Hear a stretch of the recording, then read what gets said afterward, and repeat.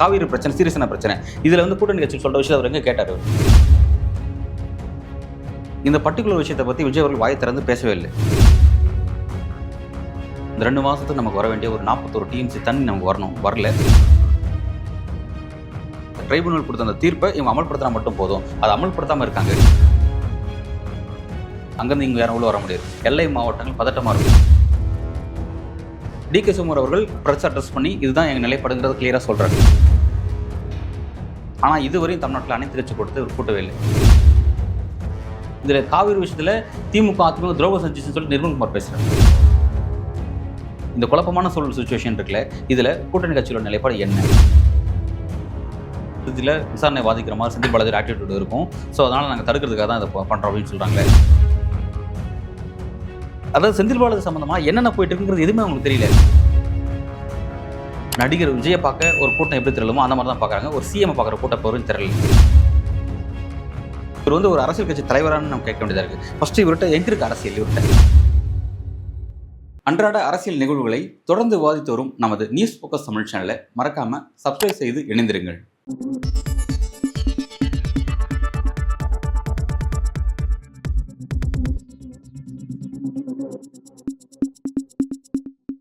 News focus Tamil நேயர்களுக்கு வணக்கம். இன்று நம்மோடு அரசியல் பேசுவதற்காக இணைந்திருக்கிறார் ஜேர்னலிஸ்ட் அன்பழகன் அவர்கள். வணக்கம் சார்.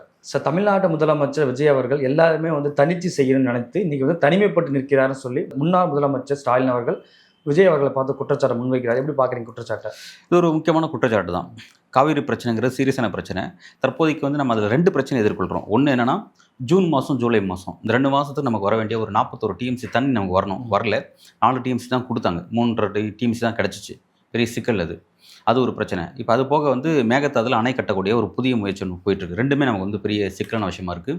இப்போ விஜய் அவர்கள் வந்து என்ன பண்ணுறாங்கன்னா, இப்போ எதுக்கான பீரியாரிட்டி இது பண்ணுறாருன்னா, இப்போ நமக்கு வர வேண்டியது 2 மாதத்துக்கு நமக்கு வர வேண்டிய தண்ணி வராமல் போனதுனால அதுக்காக வந்து டி.கே. சிவகுமார் அவர்களை சந்தித்து பேசுகிறேன் அப்படின்ற மாதிரியான ஒரு முயற்சியை இவரே தனியாக எடுத்தார். அவர் எடுக்கிற அந்த முயற்சியை எல்லாருமே கடுமையாக எதிர்க்கிறாங்க. ஆல்ரெடி இந்த விஷயம் வந்து லீகல் டேர்ம்ஸை மாறிடுச்சு. உச்சநீதிமன்றத்தில் வழக்கு போயிட்டுருக்கு. மேலாண்மை வாரியத்தில் நமக்கான ஒரு விஷயம் இருக்குது. காவிரி மேலாண்மை வாரியம் நமக்கு கொடுத்த அந்த விஷயத்தை, அவங்க சொன்ன அந்த தீர்ப்பை, ட்ரைபுனல் கொடுத்த அந்த தீர்ப்பை இவங்க அமல்படுத்தினா மட்டும் போதும். அதை அமல்படுத்தாமல் இருக்காங்க. ஸோ அமல்படுத்தாமல் இருக்கிறதுனால அதை நம்ம கண்டம் பண்ணி நம்ம வந்து வழக்கு தொடுத்தாவே போதும், நீங்கள் போய் பேச்சுவார்த்தை நடத்த தேவையில்லை அப்படிங்கிறதான் எல்லாரும் சொன்னது. பட் இவர் வந்து விஜய் அவர்கள் புதுசாக ஒரு விஷயத்தை ட்ரை பண்ணுறேன்னு சொல்லி பண்ணார். கடும் விமர்சனங்கள் அது மீது, கடும் விமர்சனங்கள். ஆனால் அவர் முடிவு மாற்றிக்கவே இல்லை. கடைசியில் என்னாச்சுன்னா, டி.கே. சிவகுமார் அவர்கள் வர வேண்டான்ட்டார். அதில் என்ன ஒரு விஷயம், என்ன ஒரு பியூட்டி அப்படின்னா, இந்த பர்டிகுலர் விஷயத்தை பற்றி விஜய் அவர்கள் வாயை திறந்து பேசவே இல்லை. அவரும் பேசல. கிளியர் கட்டான ஸ்பீச் கிளியர் கட்டான விஷயம் என்னது? இதுவரையும் காவிரி விவகாரத்தில் விஜய் அவர்களுடைய நகர்வு என்னவா இருக்குது, தமிழ்நாட்டோட அரசினுடைய நகர்வு என்னவா இருக்குது அப்படிங்கிறத டீட்டெயிலாக யாரும் பேசல. அங்கொன்றும் இங்கொன்றுமா நிர்மல்குமார் அவர்கள் பேசினார், அவ்வளோதான். கிளியர் ஸ்டேட்மெண்ட் வரல. ஆனால் டி.கே. சிவகுமார் அவர்கள் அங்கே வந்து கிளியராக ஒரு ப்ரெஸ் அட்ரஸ் பண்ணி அவர் பேசிட்டார். விஜய் அவர்கள் ரெக்வஸ்ட் வச்சிருக்காரு, நான் உங்களை மீட் பண்ண வரேன் ரெக்வஸ்ட் வச்சிருக்காரு. அதை வந்து டி.கே. சிவகுமார் ஓப்பனாக சொல்லிட்டாரு. அதே போல் இங்கே சூழல் சரியில்லை, வர வேண்டாம்னு சொல்லி இவரே அந்த விஷயத்தை வந்து வேண்டாம், நீங்கள் வர வேண்டாம் அப்படிங்கிறத அவர் சொல்லியிருக்கிறார். அதாவது முதல்வர் தான் அங்கே இருக்கிறதா முதல்வர். ஒரு பர்டிகுலர் பிரச்சனை, சீரியஸான பிரச்சனை, அதுவும் 2 மாநிலங்களுக்கு இடையான பிரச்சனை அப்படிங்கிறது பார்த்தீங்கன்னா அதோட சீரியஸ்னஸ் எப்படி தெரியும் அப்படின்னா, ஒசூர் பகுதியிலையும் நீங்கள் வந்து அந்த பார்டரில் போய் அத்திப்பள்ளியில் போய் நீங்கள் நின்னா உங்களுக்கு அந்த சீரியஸ்னஸ் தெரியும்.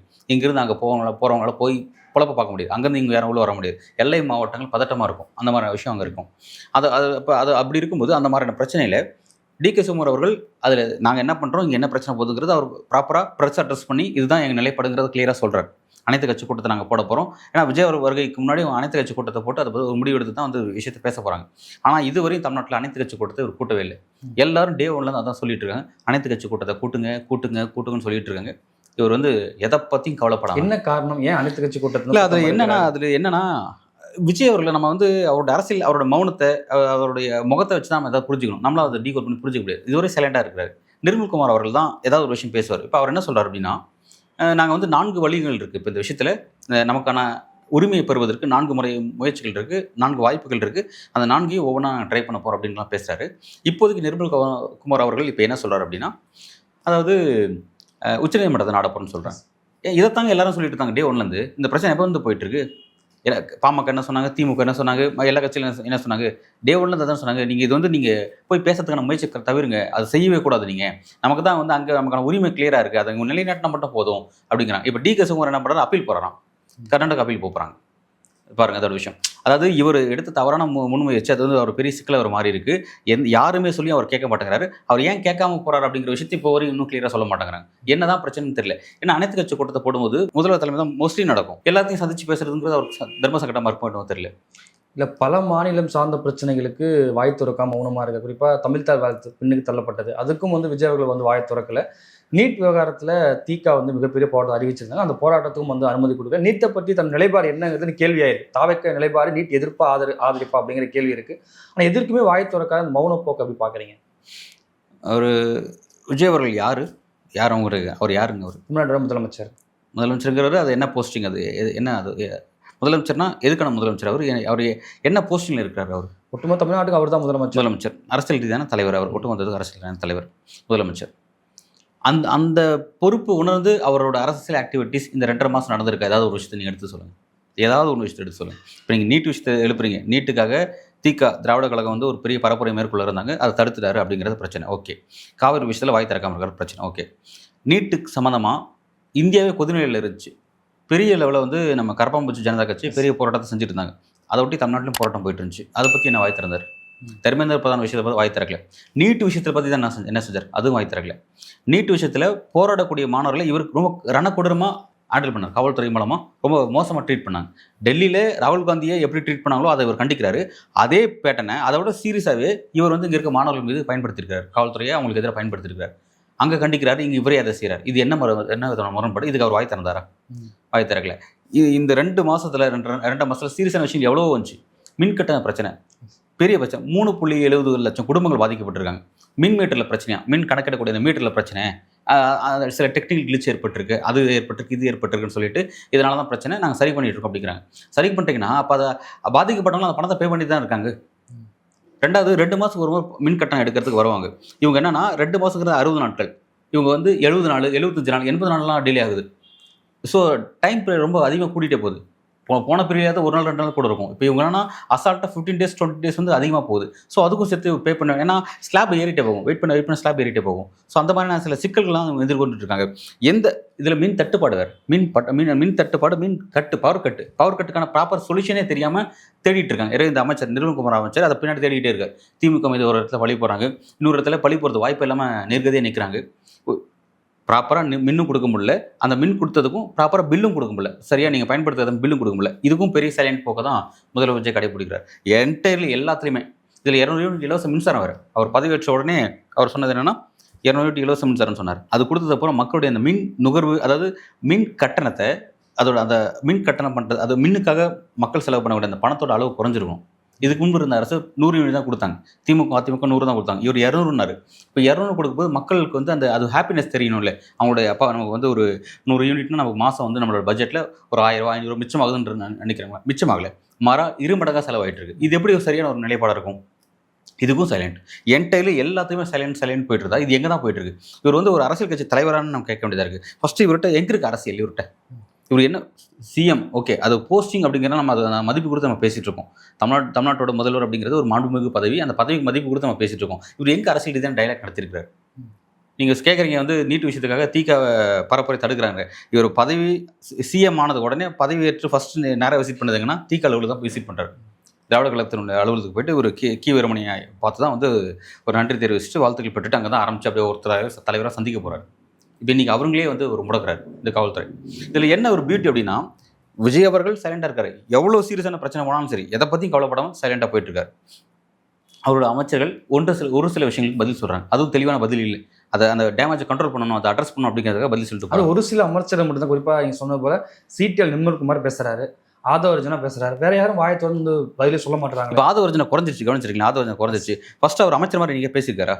இப்போ இவங்க என்ன சொல்கிறாங்கன்னா, பற்றி இந்த அரசு மார்க்கண்டேயனை கைது பண்ணி உள்ள வச்சிருக்காங்க. காரணம்னா அவர் வந்து ஒரு சட்ட விதியை மீறி ஒரு அன்பார்லிமெண்ட்டாக அவர் பேசினார் அப்படின்ற மாதிரி ஒரு த்ரெட்டனிங் ஏற்படுத்துகிற மாதிரி பேசினாருன்னு சொல்லிட்டு உள்ள வச்சிருக்காங்க. இதே ஆதவர்ஜனா இதற்கு முன்பு டிஎம்கே ஆட்சியில் முதல்வர் என்ன பேசினார், அன்றைய முதல்வர் ஸ்டாலின் என்ன பேசினார், அன்றைய டெபுட்டி சிஎம் அவர் என்ன ஒரு பேச்சு பேசினார், திமுக அவர் என்ன பேச்சு பேசினார், அதெல்லாம் இப்போ எடுத்தால் இவரெல்லாம் வெளியிலே வர மாட்டார். அந்த மாதிரி ட்ரீட் பண்ணியிருக்கலாம். டிஎம்கே அந்த விஷயத்தை எப்படி அப்ரோச் பண்ணாங்க? இப்போ ஒரு அமைச்சர் ஆகிட்டார் ஆதவர்ஜனா, அமைச்சர் ஆகிட்டு கரூர் கணக்கு தீர்க்க வேண்டியது இருக்குன்னு பேசிட்டு இருக்காரு. இது என்ன விதமான டோன் இதெல்லாம்? ஸோ இது எதுக்கு சொல்ல வரேன்னா, திமுக உங்களை எப்படி அப்ரோச் பண்ணாங்க, நீங்கள் அந்த இடத்துக்கு வந்து உட்காந்துட்டு அவங்களை எப்படி அப்ரோச் பண்ணுறீங்க? அவதூறு வழக்குங்கிறது நீங்கள் அவதூறு தொடுத்து நீங்கள் அவதூறு வழக்கு காலங்காலம் நடக்கும், அது விஷயம் வேறு. அதுக்கெல்லாம் நீங்கள் கைது பண்ணி உள்ளே வைப்பீங்கன்னா அதோட சீரியஸ் தன்மை நமக்கு புரியவே மாட்டேங்குது. இதில் நீதிமன்றத்தோட பார்வை நமக்கு ஆச்சரியமாக இருக்குது. இவர் அனிதா ராதாகிருஷ்ணன் விஷயத்தில் நீதிமன்றம் வேறு பார்வையை பார்க்குறாங்க, இவர் மார்க்கெட்டிங் விஷயத்தில் நீதிமன்றத்தோட பார்வை வேறையாக இருக்குது. சுப்ரீம் கோர்ட் இதெல்லாம் போச்சு பெரிய விஷயமா நிற்காது. இதில் ஏன்னா சுப்ரீம் கோர்ட் பிஸியான கேஸ் எவ்வளோ இருக்குது, இதெல்லாம் கொண்டு போய் கேஸை கொண்டு வந்து நிறுத்திட்டு இருக்காங்க. ஸோ வந்து எதுக்கு சொல்ல வரேன்னா, ஆதவர்ஜுனா இப்போ பேசுகிற குறைஞ்சிச்சு. அவருக்கு வந்து ஃபஸ்ட்டு பேசவே தெரியல. அவருக்கு ஒரு ஒரு பப்ளிக் மீட்டிங்கில் இல்லை ஒரு ப்ரெஸ் மீட்டில் நம்ம இருக்கிற பொசிஷன், அதோட டிக்னிட்டி கருதி அது எப்படி பேசணும் அப்படிங்கிற அதுக்கு ஒரு ப்ராப்பரான ஒரு ஃபார்முலான்னு இருக்குது. அதன் அடிப்படையில் தான் அங்கே பேசணும். உங்களுக்கு பேச முடியாட்டி நீ அமைதியாக போயிடணும். இது என்னன்னா ஒரு வரம்பை மீறி ஒரு மாதிரியான முகம் சொல்லிக்கிற மாதிரி இது போயிட்டு இருக்குது. ஸோ அதனால் நீங்கள் நிர்மல்குமார் தான் பேசுகிறாங்க, அதுவும் வந்து லிமிட்டடாக தான் பேசுகிறார். எல்லா விஷயத்துக்கும் அவர் பதில் கொடுத்து பேச மாட்டேங்கிறார். அவர் பேசி சமீபத்தில் நீட்டுக்கு எதிராக பேசி ரொம்ப அசிங்கமாகி போச்சு. அது ஒட்டுமொத்த தமிழ்நாட்டுக்குமே கேவலமாகி போச்சு. இந்த மாதிரியான பேச்செல்லாம் பேசினா டிவி கூட பொலிட்டிக்கல் ஸ்டாண்ட் நீட் விஷயத்தில் இதுதானா? அதுதான் தாவேக்கோட நிலைப்பாடா? இல்லை, அதுதான் நம்ம கேட்க வேண்டியதாக இருக்குது. இவர் என்ன பண்ணார், அனிதாவோட மரணத்துக்கு ஃபீல்டை போய் விசிட் பண்ணார், அனிதாக்கு ஆதரவாக நின்னார். நீட் எதிர்ப்பு தான் என்னோட எதிர்ப்புன்னு சொல்லி சொன்னார். ஆனால் வந்ததுக்கப்புறம் இவர் என்ன பண்ணுறாரு, அதே நீட் எதிர்ப்பு இங்கே நடந்துட்டுருக்கு. நான் என்ன கேட்குறேன்னா, நீங்கள் ஒரு கவர்மெண்ட், நீங்கள் ஒரு விஷயத்தில் நீங்கள் ஸ்டாண்ட் எடுக்க முடியாது, நான் புரிஞ்சுக்கிறேன். ஆனால் டெமோக்ராட்டிக் அடிப்படையில் போராடுவதற்கான ஸ்பேஸை கொடுக்குறது உங்களுக்கு என்ன தயக்கம்? போராட்டத்துக்கு எவ்வளோ இடங்கள் இருக்குது தமிழ்நாட்டில், அந்த இடத்த ஒதுக்கி எவ்வளோ பேர் போராட்டத்துக்கு வராங்கன்னு சொல்லி அந்த அனுமதி கொடுக்க நீங்கள் ஏன் தயங்குறீங்க? அப்போ உங்களுக்கு நீட் விஷயத்தில் நீங்கள் நீட் எதிர்க்கீங்க அப்படி தானே. ஆனால் நீட்டுக்கு எதிராக போகிறோன்னா அவங்களை கைது பண்ணுறாங்க, ரொம்ப மோசமாக ட்ரீட் பண்ணுறாங்க, போராட்டத்துக்கு ஸ்பேஸ் கொடுக்க மாட்டேங்கிறீங்க. அப்போ விஜய் வேற, இந்த கவர்மெண்ட் வேறையா? இதுக்காக காரணம் அதிகாரிகளா? இந்த போராட்டக்காரர்களை இந்த அளவு ட்ரீட் பண்ணுறது காரணம் அதிகாரிகளா? இந்த அதிகாரிகள் தான் பாஜகவோட பேச்சு கட்டி அவங்க செயல்படுறாங்களா? அப்போ நீங்கள் யாருங்க? இந்த இடத்துல ஸ்டாலின் அவர்கள் ஒரு கேள்வி கேட்டிருந்தாரு.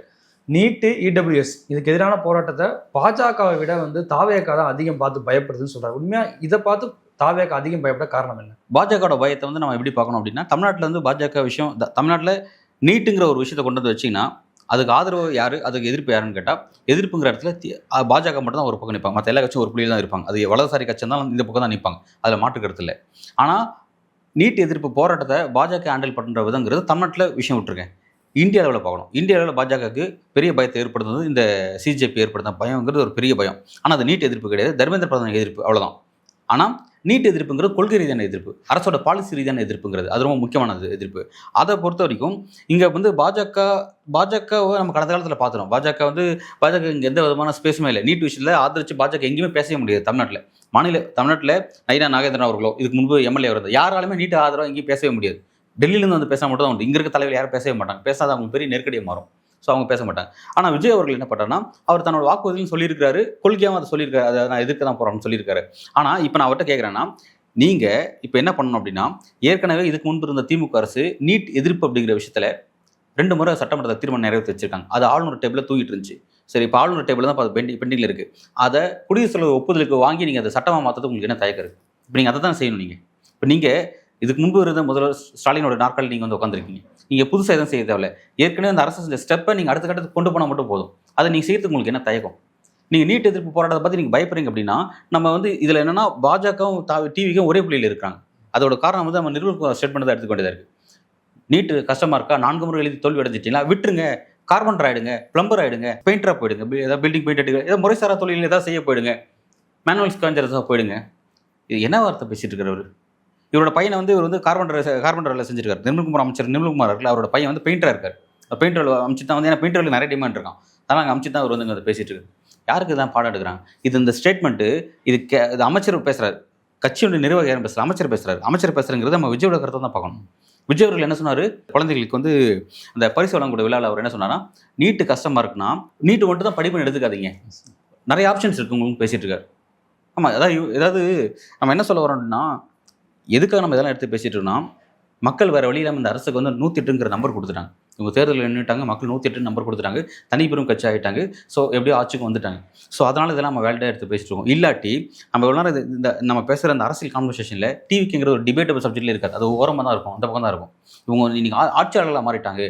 ஆட்சியாளர்களாக மாறிட்டு ஏன் உங்களோட கடந்த காலத்து கருத்துலேருந்து ஏன் முரண்பட்டு இருக்கீங்க, உங்களோட அரசியல் நடவடிக்கை என்ன, உங்கள்கிட்ட அரசியலே இருக்க மாட்டேங்கிறத பற்றி நம்ம வந்து பேசி வருத்தப்பட்டு இருக்கோம். இது எப்படி ஒரு தெளிவான ஒரு அரசியல் ஸ்ட்ராட்டஜியாக இருக்கும், எப்படி அரசியல் தெளிவு இருக்கும்? இதில் எனக்கு தெரிஞ்சு ஸ்டாலின் சொல்கிற மாதிரியான வார்த்தைங்கிறத நான் உண்மை தான் பார்க்குறேன். நீட்டு எதிர்ப்பு விஷயத்தில் வந்து பாஜகவோட விஜய் அவர்கள் தான் அதை பார்த்து, அந்த போராட்டத்தை பார்த்து பயப்படுறதுங்கிறது அது அதிகமாக இருக்கிறதா நான் பார்க்குறேன். இது இங்கே மட்டும்தானா? இதுக்கப்புறம் எந்த போராட்டத்துக்கும் அவர் பயப்படுறார்? அதாவது தமிழ்நாட்டில் எந்த போராட்டத்துக்கு ஸ்பேஸ் அவர் கொடுக்கலையே. இதுக்கு முன்பு எவ்வளோ போராட்டங்கள் வந்து அங்கொன்று இங்கொன்றுமா நடந்தது. இதில் முக்கியமான விஷயம் என்ன கவனிக்கணும்னா, நீட் விஷயத்தில் இந்த ஆட்சிக்கு ஆதரவு கொடுக்கக்கூடிய சிபிஎம்மோட ஜெனரல் செக்ரட்டரி பே சண்முகம் அவர்களே போராட்டத்தை பண்ணுறாரு. அதான் விஷயத்தின் இதில் நீட் விஷயத்தில் அவர் அதாவது நான் என்ன கேட்குறேன்னா, விஜய் அவர்கள் சைலண்டாக இருக்கார், நான் அதை புரிஞ்சுக்கிறேன். அவரோட அரசியல் கேலிபர் அவ்வளோதான், ஓகே, அதை விட்டுருங்க. அந்த அமைச்சர்களையும் விட்டுருங்க. இந்த விஜய் அவர்களுக்கு ஒரு மைனாரிட்டி கவர்மெண்ட் தான், இவருக்கு மெஜாரிட்டி இல்லை. இவர் சிபிஎம், காங்கிரஸை கூட விட்டுருவோமே, சிபிஎம், விசிகா, சிபிஐ, ஐஎம்எல், இந்த 4 முக்கியமான கட்சிகள் மூலமாக ஆட்சி செஞ்சுட்டு இருக்காரு. இந்த 4 முக்கியமான கட்சிகளுக்கு தமிழ்நாட்டில் நடக்கக்கூடிய இந்த பிரச்சனைகளை பற்றி அவங்களோட கருத்து என்ன, அவங்களோட அதை பற்றின அவங்க நிலைப்பாடு என்ன? நீங்கள் ஆதரவு கொடுக்கக்கூடிய கட்சி உங்கள் ஆட்சி தான், இது உங்கள் ஆட்சி. நீங்களே இந்த ஆட்சிக்கு எதிராக போராடுவீங்களா? நான் இந்த திரு சண்முகத்தை பார்த்து கேட்குறேன், நீங்களே இதுக்கு எதிராக போராடுவீங்களா? அதே போல் ஒரு சிபிஐ, அவர் விஜய் ஜனநாயக கட்சின்னு சொன்னார், யார் வீரபாண்டியன் அவர்கள். விஜய் ஒரு ஜனநாயக சக்தின்னு சொன்னார். ஜனநாயக சக்தியின் அடிப்படை அந்த மாதிரி தான் இந்த ஒரு ஆட்சி அப்படி தான் போயிட்டுருக்கா. இங்கே நடக்கிற அந்த பிரச்சனை பற்றி நம்ம வீரபாண்டியன் இன்னொரு விஷயத்தை சொன்னார். கரூரில் இறந்தவங்களுக்கு நீங்கள் 41 குடும்பத்துக்கு ஒரு 31 பேர் செலக்ட் பண்ணி அரசு வேலை கொடுத்தீங்க. அது கேபினட்டோட முடிவா, விஜயோட தனிப்பட்ட முடிவா? இது எப்படி நல்லா பாருங்கள், நீங்கள் ஒரு மெஜாரிட்டி கவர்மெண்ட் ரன் பண்ணல, மைனாரிட்டி கவர்மெண்ட். நீங்கள் இவங்கெல்லாம் எல்லாத்தையும் அந்த ஆட்சி செய்ய முடியாது, மைனாரிட்டி கவர்மெண்ட் ரன் பண்ணிட்டுருக்கீங்க. அப்படி இருக்கும்போது இவங்க யாருக்குமே தெரியாமல், இவங்க யாரோட கருத்தையும் கேட்காம எப்படி நீங்களா ஆஃபர் கொடுத்துருவீங்க, அந்த ஜாப் ஆஃபர் கொடுப்பீங்க? இப்போ அதை ஹைகோர்ட் உங்களுக்கு ஒரு குட்டு வச்சிருக்கான், நறுக்கு விஜய் ஸ்டாலின் சொன்னால் நறுக்கு என்று சொல்லலாம். ஊராவட்ட நகையில் உங்கள் வீட்டுக்கு ஸ்வீட் செய்யாதீங்க, செஞ்சீங்களா நீங்கள் ஸ்வீட்டு செஞ்சது என்ன வேணா நறுக்கு கொட்டினாங்களா? இப்போ சுப்ரீம் கோர்ட் ஓடி இருக்கீங்க. கூட்டணி கட்சியில் என்ன சொன்னாங்க? சிபிஎம் என்ன சொல்லலாம், அப்பீல் போகாதீங்கன்னு சொன்னாங்க. அப்பீல் போகாதீங்க, தப்பான முன் உதாரணமாக போகும், அப்பீல் போகாதுன்னு சொன்னாங்க. ஆனால் அப்பீல் தான் போயிருக்காங்க இவங்க. இது என்ன செய்ய விரும்புகிறாங்க? அதே போல் ஒரு வீரபாண்டியன் இன்னொன்று சொன்னார், என்ன தெரியுங்களா? அந்த கரூர் விஷயத்தில் நீங்கள் ஜாப் வழங்கினீங்க பார்த்தீங்களா, இதை கேபினெட்டில் டிஸ்கஸ் பண்ணணும், அடுத்த கூட்டத்தொடரில் கேபினெட்டில் டிஸ்கஸ் பண்ணணும்னு சொல்லி சொன்னார். சட்டமன்றத்தில் டிஸ்கஸ் பண்ணணும்னு சொல்லி சொன்னார். சட்டமன்றத்தில் டிஸ்கஸ் பண்ணணும்னு நினைக்கிறீங்களா? பட்ஜெட் செஷன் வரப்போகுது, பட்ஜெட் செஷனில் இவங்க இதை டிஸ்கஸ் பண்ணணும்னு நீங்கள் நினைக்கிறீங்களா? இது அதாவது என்னன்னா, விஜய் அவர்கள் மைனாரிட்டி கவர்மெண்ட்டாக இருக்கும்போதே இந்த அளவுக்கு அரசு செஞ்சுட்டு இருக்காரு. எதை பற்றியும் கவலைப்படாமல் தான் நினச்சது, தன்னை விருப்பப்பட்டது அதை தான் சட்டமாக்கிட்டு இருக்காரு, அதை தான் செஞ்சு போயிட்டு இருக்காரு. மேபி இவருக்கு மெஜாரிட்டி இருந்ததுன்னா இது இன்னும் எவ்வளோ தூரத்துக்கு போகும் நான் கேட்குறேன். மெஜாரிட்டி ஒருவேளை விஜய் அவர்களுக்கு மெஜாரிட்டி வச்சுட்டா அவரோட அந்த அரசியல் நீச்சிங்கிறது எவ்வளோ தூரம் போகும்? இப்போவே உங்களால் இழுத்து பிடிக்க முடியல. யார் திருமாவளவனாரோலையோ இல்லை சிபிஎம்மாலையோ சிபிஐயாலோ விஜயோடைய அந்த அரசியலுங்கிறது ஒரு எல்லை மீறி போதுன்னு சொல்லி அந்த கடிவாளத்தை இழுத்து பிடிக்க முடியல அவங்களால. அவங்ககிட்ட எந்த ஹோல்டுமே இல்லை, இந்த ரோப் அவங்க கையிலே இல்லை. இது பாட்டு போயிட்டே தான் எனக்கு. மைனாரிட்டி கவர்மெண்ட் இருக்கும்போது இவங்க இவ்வளோ தூரம் போகிறாங்க. மேபி மெஜாரிட்டி இருந்தாங்கன்னா அப்போ இன்னும் என்னென்ன விஷயத்தை நோக்கி நகரம்ன்றது நம்ம யோசிச்சு பார்த்துக்க வேண்டியதாக இருக்குது. ஸோ எனக்கு தெரிஞ்சது இப்போ விஜய் சைலன்ஸ் ஒரு பக்கம், பழுத்த அரசியல்வாதியாக இருக்க இந்த 3 கட்சிகள் இருக்குது. இப்போ இந்த 3 கட்சிகளுடைய நிலைப்பாடு தான் நம்ம நினச்சி நம்ம ரொம்ப கவலைப்பட வேண்டிய விஷயமா இருக்குது. ஆகஸ்ட் 5ஆம் தேதி தமிழ்நாடுடைய பட்ஜெட் தாக்கல் செய்ய போகிறாங்க. அது வேளாண் பட்ஜெட்டை தனியாகவும் தாக்கல் செய்ய போகிறாங்க. ஆனால் வேளாண் பட்ஜெட்டோடைய நகலை திருப்பதி கொண்டு போயிட்டு அங்கே வச்சு பூஜை பண்ணியிருக்காரு வேளாண் துறை அமைச்சரான வினோத். அதை எப்படி பார்க்குறீங்க? ரொம்ப நல்ல விஷயம். பெரியார் பேரன் இல்லையா விஜய், மக்கள் மன்னனே, அது ஒரு பாட்டு வருவேன், பெரியாரின் பேரனே, அதான் பெரியார் பேரன். அவருடைய பட்ஜெட் வேளாண் பட்ஜெட் திருப்பதிக்கு போயிருக்கு. என்ன சொல்கிறது தெரியல. அதாவது அது தமிழ்நாட்டுடைய ஒரு அரசு ஆவணம். தமிழ்நாட்டோட இன்னும் அது ரிவீல் யாரும் பண்ணல, யாரும் பார்க்கவே முடியாது. கேபினெட்டில் விஜய் அவர்களுக்கும் அமைச்சர்களுக்கு மட்டும் தான் தெரியும், மூத்த ஐஏஎஸ் அதிகாரிகள் மட்டும் தான் தெரியும், வேறு யாருக்கும் தெரியாது. அதை எடுத்துக்கிட்டு நீங்கள் வெளியில் சுற்றி ஸ்டேட் விட்டு ஸ்டேட் போயிட்டு இருக்கீங்க. அது அங்கே போய் இது சரியான நிலைப்பாடு தானே? இது எப்படி நம்ம பார்க்க வேண்டியதாக இருக்குது? ஃபர்ஸ்ட் நீங்கள் அப்படி பண்ணவே கூடாது. ஒன்று, நீங்கள் பட்ஜெட்டை ஒரு மாதிரி வடிவமாக ஒரு பிளாஸ்டிக்கில் ஒரு மெட்டீரியல் மாதிரி ஒரு கிராஃப்ட் ஒர்க் மாதிரி பண்ணி நீங்கள் கொண்டு போனால் கூட ஒரு அர்த்தம் இருக்குது. நீங்கள் பட்ஜெட்டோட காப்பியை கொண்டு போகிறீங்க, மேபி அது அங்கே இதாச்சு, அங்கே ரிவீல் ஆகுது, இங்கே மிஸ் ஆகுது, ரிவீல் ஆகுது அப்படின்னா அது என்ன மாதிரி தன்மையாகும்? ஒரு அரசோட ஆவணம், மக்களோட ஆவணம். அது விதியை மீறி இப்படி வேற ஒரு ஸ்டேட் விட்டு ஸ்டேட் போகுது, அது போயிட்டு அது மிஸ் ஆச்சுன்னா அது யாருக்கு அது பொறுப்பு இருக்கிறது? இவங்க இதுக்கும் வாய் தர பதில் பேச மாட்டாங்க. இது அரசு அதிகாரிகளுக்கு தெரியாதா சார்? பட்ஜெட் சார்ந்த விஷயம் வெளிமாநிலத்துக்கு எடுத்துகிட்டு போகிறதுங்கிறது சட்ட விதி மீறல்னு சொல்லி அரசு அதிகாரிகளுக்கு தெரியாதா? தலைமைச் செயலர்களுக்கு தெரியாதா? அரசு அதிகாரிகளுக்கு தெரியாதான்னு ஒரு கேள்வி கேட்காதீங்க. அதிகாரிகளுக்கு பல விஷயங்கள் நல்லாவே தெரியும். இந்த அமைச்சர்களுக்கும் இந்த எம்எல்ஏக்களுக்கும் தெரியாதான்னு கேளுங்க, அவங்களுக்கு தெரியாது, நிச்சயமாக அவங்களுக்கு அதை பற்றி தெரியாது. ஆனால் என்னன்னா, இந்த அதிகாரிகள் இந்த அரசை ரன் பண்ணிட்டு இருக்காங்க அப்படின்னு தான் நான் அதை பார்க்குறேன். அதாவது எலெக்ஷன் பீரியடில் நியமிக்கப்பட்ட நம்ம சீஃப் செக்ரட்டரி இவர் நம்ம சாய்குமார் அவர்கள், அவர் தேர்தல் கமிஷனால் நியமிக்கப்பட்டவர். அவருக்கு எக்ஸ்டென்ஷன் வேணும்னு சொல்லி விஜய் அவர்கள் சென்ட்ரல் கவர்மெண்ட்டை ரெக்வஸ்ட் வைக்கிறாரு. அந்த எக்ஸ்டென்ஷன் கேட்டு வாங்கி நெக்ஸ்ட் மந்த் பிப்ரவரி வரையும் அந்த எக்ஸ்டென்ஷன் கேட்டு பெற்றிருக்கிறார். ஸோ இது கம்ப்ளீட்டாக அதிகாரிகளுடைய ஆட்சின்னு தான் இது ரன் பண்ணிட்டு இருக்காரு. இவங்களுக்கு அதை பற்றி நான் தெரிஞ்சிருந்தேன்னா அவங்க ஏன் அந்த விஷயத்தை செய்ய போகிறாங்க? நம்ம ஒரு என்ன சொல்கிறது, ஒரு மதச்சார்பற்ற அரசியல் செஞ்சுட்ருக்கோம். சோஷியல் செக்குலர்னு சொல்லுவார் விஜய். சோஷியல் ஜஸ்டிஸ் செக்குலர் அரசியல் நடத்துறேன்னு சொல்லுவார். அப்படி இருக்கிறவர் உங்களுடைய வேளாண் பட்ஜெட் எதுக்காக ஒரு கோவில், ஆன்மீக கோவில், அது ஒரு இந்து மத கோவிலுக்கு ஏன் போச்சு? ஏன் அங்கே போச்சு? அதுக்கு யார் பதில் சொல்ல போகிறா? தனிப்பட்ட நபர்களுக்கு விருப்பம், தனிப்பட்ட நபர்களோட நம்பிக்கை, அது ஓகே. ஆனால் நீங்கள் ஒரு அரசு ஆவணத்தில் அங்கே கொண்டு போகிறீங்க, இது சரியான நிலைப்பாடு தானா? இது விட்டுச்சுன்னா அது அடுத்து எங்கெங்கெல்லாம் போகுது? இப்படி இது எல்லாம் ஒவ்வொருத்தரும் ஒவ்வொரு கடல் நம்பிக்கை இருக்கும். இது சரியான ஒரு நிலைப்பாடு தானா? அதாவது நம்ம இதெல்லாம் விட்டுருக்கு. இதெல்லாம் ஒரு சின்ன விஷயம், எனக்கு தெரிஞ்சதெல்லாம் ஒரு சின்ன விஷயம். நம்ம சீரியஸான விஷயத்த பேச வேண்டியது இருக்குது. சீரியஸான விஷயம் என்னன்னா, நிர்வாக ரீதியாக பல பிரச்சனை போயிட்டுருக்கு. நீங்கள் சொன்ன எந்த ஒரு விஷயமா பெண்களுக்கான பாதுகாப்பு விஷயங்கிறது இன்னும் அப்படி தான் போயிட்டுருக்கு. போதைப்பொருள் தடுக்கிறதுக்கு நீங்கள் அப்போயே வந்து ஏதோ ஸ்பெஷல் டாஸ்க் ஃபோர்ஸ்லாம் போட்டீங்க, நீங்கள் சிஎம் ஆனவொடனே. அதுவும் ஒன்றும் வேலை செய்ய தெரியல. அதே போதை பழக்கம் அப்படி தான் போயிட்டுருக்கு. பிறகு வந்து டாஸ்மாக், இந்த போதைப்பொருள் விஷயத்தை டாஸ்மாக் இப்போ நீங்கள் பிரைவேட் மாற்ற போகிறேன்னு ஒரு முடிவு எடுத்திருக்கீங்க. இது என்ன விதமான நிலைப்பாடுன்னு தெரியல. இது நீங்கள் ஆட்சிக்கு வரும்போது சொன்னீங்களே, இதை பற்றி சொல்லவே இதுக்காக நீங்கள் மாற்றீங்க. இதை பற்றி எப்போ டிஸ்கஸ் பண்ண போகிறீங்க? இதை பற்றி எதிர்க்கட்சிகள் கேட்கக்கூடிய கேள்விக்கு உங்களோட பதில் என்ன? இதெல்லாம் எங்கே போயிட்டு இருக்கும் இந்த விஷயங்கள்லாம்? ஏற்கனவே திமுக சொன்னாங்க, இவங்க வந்தாங்கன்னா இவங்க 2 விஷயத்த தான் அரசியலுக்கு வந்திருக்காங்க. ஒன்று லாட்ரிங்க இல்லீகலுங்கிறது லீகலாக மாற்றுறதுக்காக ட்ரை பண்ணிட்டு இருக்காங்க. அதே போல் டாஸ்மார்க் ப்ரைவேடைசேஷனாக மாற்றணும் அப்படிங்கிறத ஒர்க் பண்ணிட்டு இருக்கான்னு சொல்லி டிஎம்கே ஓப்பன் பண்ணாங்க. அதை தான் பண்ணிட்டு இருக்காங்க இவங்க. ஸோ அதெல்லாம் பண்ணிட்டு இருக்காங்க. மக்கள் சார்ந்த பிரச்சனை, இபி சார்ந்த பிரச்சனை, அதெல்லாம் ஒரு தெளிவான விஷயம் கிடைக்க மாட்டேங்குது. அதே போல் இந்த 2 மாதத்தில் மட்டும் அரிசி விலை 2 முறை உயர்ந்திருக்கு. அடிப்படை பொருட்களோட விலை கடுமையாக உயர்ந்துட்டு இருக்கு. மக்களோட வாழ்வாதாரம் பெரிய சிக்கலை பாதிக்கப்பட்டிருக்காங்க. ஏற்கனவே இப்போ தான் வார் பிரச்சனை போயிட்டு இருந்துச்சு. மக்களோட எரிபொருள் தட்டுப்பாடு பெரிய சிக்கலை நம்ம எதிர்கொண்டுட்டு இருக்கோம். அதே போல் இன்னொன்று வந்து இந்த மத்திய அரசினுடைய ஒரு திட்டமான அந்த E20 பெட்ரோலில் இங்கே இருக்கக்கூடிய பல வாகனங்கள் பாதிக்கப்பட்டு பழுதறிஞ்சு நின்றுட்டு இருக்கு. அதை பற்றிலாம் இவரோட நிலைப்பாடு என்ன? இந்த விஷயத்தை பற்றி தமிழ்நாட்டோட கருத்தை நீங்கள் என்ன விஷயத்தை பிரதிபலிக்க போகிறீங்க? பார்லிமெண்ட் நடந்துட்டு இருக்கு. பார்லிமெண்ட்டில் முக்கியமான சட்ட திருத்தத்தை செஞ்சுட்டு இருக்காங்க. இஸ்லாமியர்கள் விருப்பமே இல்லாட்டி கூட இந்து மதத்தோடைய கடவுளை போற்றி போடுற மாதிரி பாடல் இனிமேல் கட்டாயமாக பாடுற இடத்து தள்ளப்பட்டுருச்சு. இப்போ நாளைக்கு என்ன தினம் பண்ண போகிறாங்க? எல்லா தியேட்டர்லையும் அந்த பாட்டை ஒழிக்க செய்ய போவாங்க நான் நினைக்கிறேன். ஏற்கனவே நம்ம தேசிய கீதத்தை அப்படி தான் செஞ்சாங்க. தேசப்பற்ற வளர்க்குறன்ட்டு கட்டாயமாக எல்லாத்தையும் அதை பாட வச்சு கட்டாயமாக எல்லாரையும் பாட வச்சு ஒரு ப்ரெஷர் ஏற்றுனாங்க. இப்போ அதே மாதிரி வந்து வந்தே மாதர பாடலுக்கு அந்த ப்ரெஷர் ஏற்ற போகிறாங்க. இப்போ இதை பற்றி நீங்கள் என்ன முடிவு எடுக்க போகிறீங்க? உங்களுக்கு ஆதரவு கொடுக்க ஐஎம்எல்லோட நிலைப்பாடுதல் என்ன? அந்த முஸ்லீம் மக்களுடைய நம்பிக்கை நீங்கள் எப்படி இதில் வந்து பெற போகிறீங்க? இதுக்கு உங்களோட பதில் என்ன? எதை பற்றியும் வாயை திறக்காம அமைதியாக போயிட்டு இந்த அரசியல் சத்தியமாக இது வந்து இது ஒரு புரியாத அரசியலாக இருக்குது. நான் என்ன கேட்குறேன்னா, எனக்கு இன்னும் இவ்வளோ விஷயத்து எனக்கு ஏகப்பட்ட விமர்சனங்கள் இருக்குது இந்த அரசியல் இது. ஆனால் ஒரு மைனாரிட்டி கவர்மெண்ட்டை ரன் பண்ணும்போதே இவர் இந்த அளவுக்கு நடந்துக்கிறாரு. மேபி இவருக்கு வந்து ஒரு 130, 140 அப்படி நம்பர் ஒரு கம்ஃபர்டபுள் நம்பரில் இருக்காருன்னா, இப்போ இன்னும் எவ்வளோ தூரம் போகணும்னு நினச்சி பாருங்களேன். யாரை பற்றியுமே கவலைப்பட மாட்டார். இப்போவே கூட இருக்கிறவங்களாம் சொல்கிறத பற்றி அவர் எதுவுமே கவலைப்படாம இந்த அரசியல் கொண்டு போய் கூட கூட்டணி கட்சிகள் அந்த அளவு எதிர்ப்பு தெரிவிக்கும் மென்மையான போக்கு தான் கடைபிடிக்கிறாங்க. விஜய்க்கு அழுத்தம் கொடுக்குற மாதிரி நடவடிக்கை எடுக்கப்படல இது வரைக்கும். அதை தான் நானும் சொல்கிறேன். அதாவது நான் என்ன கேட்குறேன்னா, இப்போ கரூர் விஷயத்தில் நீங்கள் ஜாப் கொடுக்குறீங்க, அது எங்களுக்கு பிடிக்கல, கூட்டணி கட்சியில் எதிர்க்கிறாங்களே, அதை பற்றி சரி இந்த அரசு இப்படியே போயிட்டுருக்கு. நான் விஷயத்தை சொல்கிறேன். கரூர் விஷயம் ஒன்று. அதே போல் வந்து அந்த அரசு பணிகளை வந்து அவர் ஜோசியரில் கொடுத்த விஷயம், அது ஒரு டிஸ்டர்பான விஷயம். அதே போல் வந்து லஞ்ச விஷயத்தை தடுக்கிறேன்னு சொன்ன விஷயமா இருக்கட்டும். அதே போல் வந்து லஞ்ச விஷயத்தில் 95% ஊழல் ஒழிச்சிட்டாங்களா இவங்க சொல்லிட்டு இருக்காங்க. ஊழல் ஒழிச்சது மூலமாக இந்த 100 நாட்களை மட்டும் எவ்வளோ பணம் கஜானாக்கு வந்திருக்குங்கிறது நீங்கள் சொல்லணும். ஸ்டாலின் டேக்ஸ் இப்போ கிடையாது, அப்படி தானே? விஜயோட ஆட்சியில் ஸ்டாலின் டேக்ஸ் கிடையாது, 30% டேக்ஸ் கிடையாது. அந்த 30% அமௌண்ட் மூலமாக அரசு கஜானாக்கு எவ்வளோ பணம் ரிட்டர்ன் வந்திருக்குங்கிறது இவங்க ஓப்பனாக பேசணும், வாய் திறந்து பேசணும். ஸோ லஞ்சத்தை ஒழிச்சேன், ஊழல் ஒழிச்சுன்னு சொன்னீங்க. இவ்வளோ விஷயத்தை நீங்கள் பேசியிருக்கீங்களே, இவ்வளோ விஷயம் நீங்கள் பேசின விஷயத்தில் நீட்டுங்கிற ஒரு கொள்கை ரீதியான பிரச்சனை, அதுக்கு ஒட்டுமொத்த தமிழ்நாடு போராடுது, நீங்கள் அதை எதிர்க்கிறீங்க, சரிங்களா? இவ்வளோ சீரியஸான பிரச்சனை இல்லை. இந்த கூட்டணி கட்சிகள் இந்த விஷயங்கள்லாம் சீரியஸான விஷயமா இருக்குது. இதை பற்றி நீங்கள் ஒரு முடிவு எடுக்கணும். இல்லாட்டி நாங்கள் ஆட்சிக்கு ஆதரவு தரதா இல்லைங்கிறத நாங்கள் பரிசீலனை பண்ண போகிறோம் அப்படின்ற ஒரு டிசிஷன் நீங்கள் எடுக்கிறது உங்களுக்கு என்ன சங்கம்? உங்களுக்கு என்ன தயக்கம் இருக்குது? இந்த கூட்டணி கட்சிகள் என்னன்னா, இவங்க ஆட்சி தான், இவங்க ஆட்சிக்கு எதிராக இவங்களே போராட்டம் பண்ணுறாங்க. எனக்கு புரியலைங்க. எனக்கு அது எப்படிங்க? இதுக்கு முன்பு இருந்த திமுக ஆட்சி, திமுக ஆட்சியினுடைய அந்த விஷயத்தை அவங்க விமர்சனம் பண்ணாங்க. உங்களுக்கு நல்லா தெரியும். K.பாலகிருஷ்ணன் விமர்சனம் பண்ண நினைக்கிறேன். அது எமர்ஜென்சின்னு சொல்லி சொன்னார். இப்போ இது என்னதுங்க? இது இப்போ நடக்கிறது என்னங்க? SFI மாணவர் 2 பேருக்கு வந்து அடிபட்டு ரொம்ப சீரியஸாக இருந்து அந்த ஓமந்தூர் ஹாஸ்பிட்டல் அட்மிட் ஆயிருக்காங்க. ஸோ இதோட விஷயம் என்னது? இப்போ இதுக்கு உங்களோட பதில் என்ன? இது உங்கள் ஆட்சி. SFI மாணவனுக்கு நீங்கள் எப்படி பாடம் எடுப்பீங்க? இது நம்ம ஆட்சி தான் நீங்கள் பாடம் எடுப்பீங்க. நம்மளோட ஆதரவு எங்களுடைய ஆட்சி தான் நீங்கள் பாடம் எடுப்பீங்க. அப்போ நம்ம ஆட்சி நம்மளே அடிக்குது அப்படின்னா அப்போ எப்படி அவனுக்கு அந்த பாடத்தை புரிய வைப்பீங்க? இது என்ன விதமான அரசியல் இவங்க நடத்திட்டு இருக்காங்க? கூட்டணி கட்சி நான் விஜய் கொஸ்டின்ஸ் உட்படுத்துகிறோம். அது ஓகே, கேட்கலாம், தப்பு இல்லை. அது ஒரு பக்கம். இந்த கூட்டணி கட்சியோட ரெஸ்பான்சிபிலிட்டி என்ன?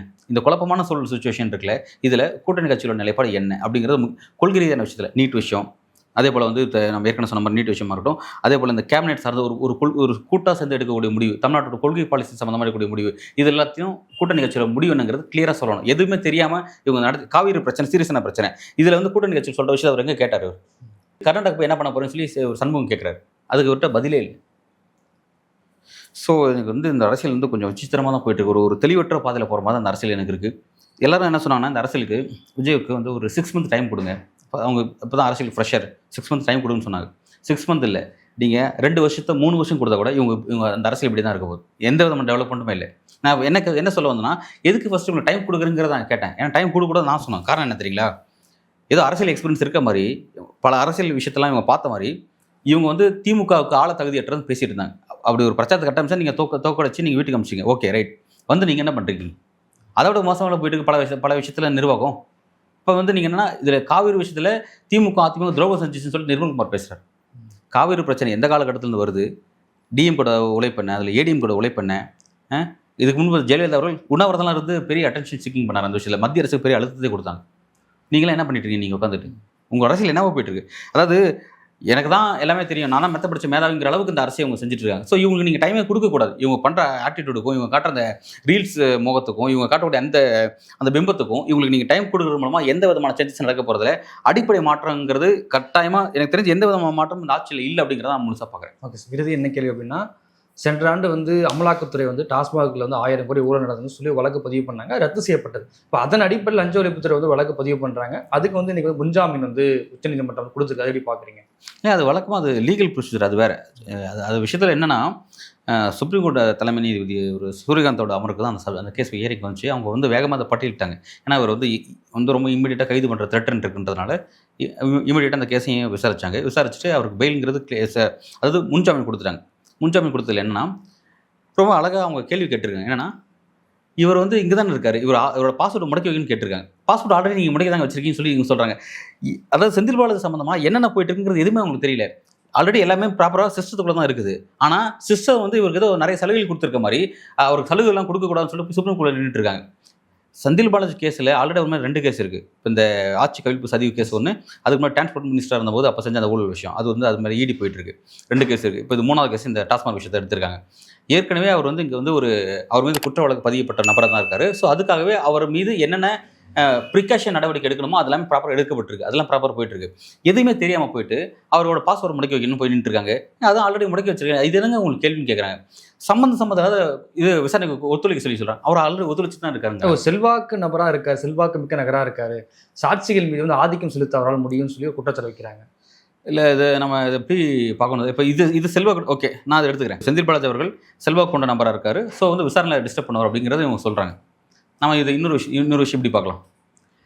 இந்த கரூர் ஸ்டாம்பட் நடந்துச்சுல்ல, அதில் வந்து அந்த கேஸ் விசாரிச்சிருக்காங்க. சுப்ரீம் கோர்ட்டோட மானிட்டர்லாம் விசாரணை போயிட்டுருக்கு. அந்த விஷயத்தில் அந்த பாதிக்கப்பட்ட நபர்கள்லாம் சாட்சி, அந்த 41 குடும்பம் தான் சாட்சி. அப்போ அவங்களுக்கு வேலை வாய்ப்பு கொடுத்தாரு, அது விசாரணை பாதிக்காதா? இவங்க சொல்கிற பாதை தானே தமிழக அரசு என்ன சொல்லுது, இந்த விஷயத்தில் விசாரணை பாதிக்கிற மாதிரி செந்தில் பாலாஜி ஆட்டிடியூட் இருக்கும். ஸோ அதனால் நாங்கள் தடுக்கிறதுக்காக தான் இதை பண்ணுறோம் அப்படின்னு சொல்கிறாங்களே. ஸோ அப்படி இருக்கும்போது இதே நம்ம அவங்களுக்கு கேட்குறோம், ஏன் கரூர் விஷயத்தில் போய் நீங்கள் ஜாப் கொடுத்தீங்க, ஏன் அரசு வேலையை கொடுத்தீங்க, அப்புறம் ஏன் நிவாரண உதவி கொடுத்தீங்க, பண உதவி ஏன் கொடுத்தீங்க, அது விசாரணை பாதிக்காதா? உங்களுக்கு ஒரு விஷயம், அதாவது நீங்கள் முடிவு பண்ணிட்டீங்கன்னா சட்டத்தை தனக்காக வளைக்கிறது. இவங்களுக்கு அனுபவமே அரசியல் அனுபவம் இப்போ தான் பெறாங்க. பெறும்போதே இவங்க எந்த அளவுக்கு யோசிக்கிறாங்க பார்த்தீங்களா அவங்களே. ஸோ வந்து இதெல்லாம் வந்து என்ன ஒரு சீரியஸான இடத்துக்கு போயிட்டுருக்கு. நான் இந்த கவர்மெண்டோட விஷயம் சீரியஸான இடத்துக்கு தான் போயிட்டுருக்கு. எல்லாத்தையுமே தன்னோட தம்நெயிலுக்கு வச்சுக்கணும்னு நினைக்கிறாரு இந்த அரசியலை கம்ப்ளீட்டாகவே. டிஎம்கோட பாலிடிக்ஸ் முதற்கொண்டு தமிழ்நாட்டோட அரசியல் நகரம் முதற்கொண்டு எனக்கு எதிராக யாருமே கேள்வி கேட்கக்கூடாது, என்னை நோக்கி எந்த விதமான விமர்சனங்களும் வரக்கூடாதுன்னு நினைக்கிறாரு. அப்படி அரசியல் ஒருபோதும் இருக்காது. 2வது, நீங்கள் அரசியல் கட்சி தலைவரும் ஆகவே இல்லை. இப்போ வரையும் பார்க்குறீங்க, விஜய் அவர்கள் வெளியே வந்தார்னா நடிகர் விஜயை பார்க்க ஒரு கூட்டம் எப்படி திரளுமோ அந்த மாதிரி தான் பார்க்குறாங்க. ஒரு சிஎம் பார்க்குற கூட்டம் இப்போ வரையும் திரளல். ஒரு நடிகரை பார்க்குறதுக்கு கூட்டம் தான் திரண்டுட்டு இருக்கு.